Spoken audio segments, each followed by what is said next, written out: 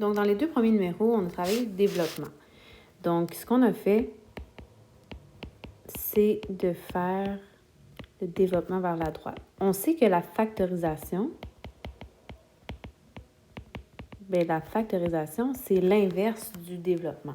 Donc, pourquoi on a travaillé le développement? C'est un peu plus pour comprendre la factorisation qui va suivre prochainement. Okay? Donc là, quand on a quelque chose comme ça, un binôme qui est élevé au carré, on sait qu'on obtient un trinôme. Et il faut être capable de déterminer c'est quoi un trinôme carré parfait. Donc, pour ça, on se rend compte que le trinôme carré parfait, en fait, le premier terme, on l'obtient en faisant mon premier, donc 3xy, tout ça au carré. Donc là, on obtient 3xy multiplié par 3xy, ce qui me donne 9x au carré, y au carré. C'est la même chose. Comment on fait maintenant pour obtenir celui du milieu? Celui du milieu, on l'obtient en faisant le double de la multiplication des deux premiers termes dans le binôme. Donc 2 multiplié par 3xy multiplié par 5z. C'est ce qu'on a écrit là, ici. On multiplie le premier et deuxième terme du binôme et ensuite on multiplie le résultat par 2. 2 fois 3 fois 5, on obtient 30. X, Y, Z. Voilà mon deuxième terme. Maintenant, comment je fais pour obtenir mon troisième terme? Ben, je vais prendre le deuxième terme de mon binôme au carré. 5Z au carré. 5Z multiplié par 5Z. Et ça me donne 25Z au carré. Exactement ce troisième terme-là.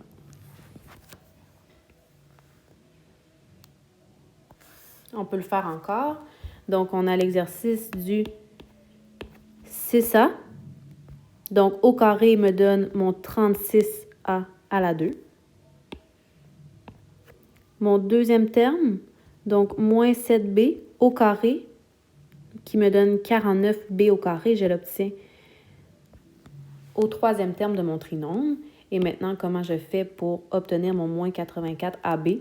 Je multiplie le 6A avec le moins 7B et je multiplie par 2. Donc, moins 42 fois 2 qui me donne moins 84AB.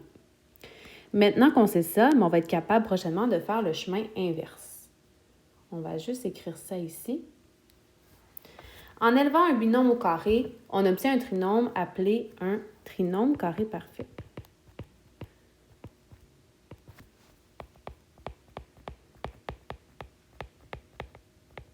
Il est facile à reconnaître. Donc là, c'est un petit résumé, là. 2 de ces 3 termes sont des carrés.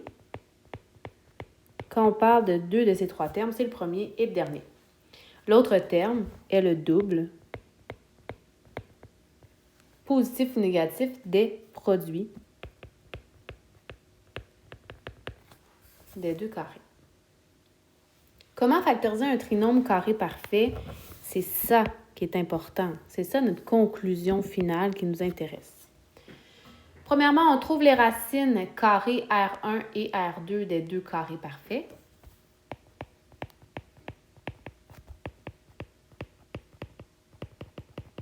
Donc là, par exemple, qu'on débute avec ça, on va trouver la première racine avec ce premier terme-là. On va trouver la deuxième racine avec le troisième terme.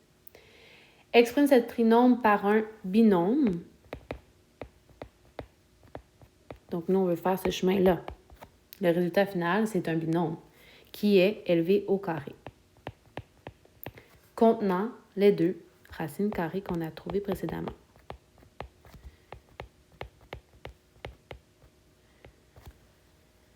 Maintenant, comment je fais pour déterminer entre les deux si c'est positif ou négatif? Donc, détermine le signe entre les deux racines du binôme à partir du signe du terme composé du double produit. Donc, si lui du milieu est négatif, la réponse entre les deux termes dans votre binôme sera un négatif.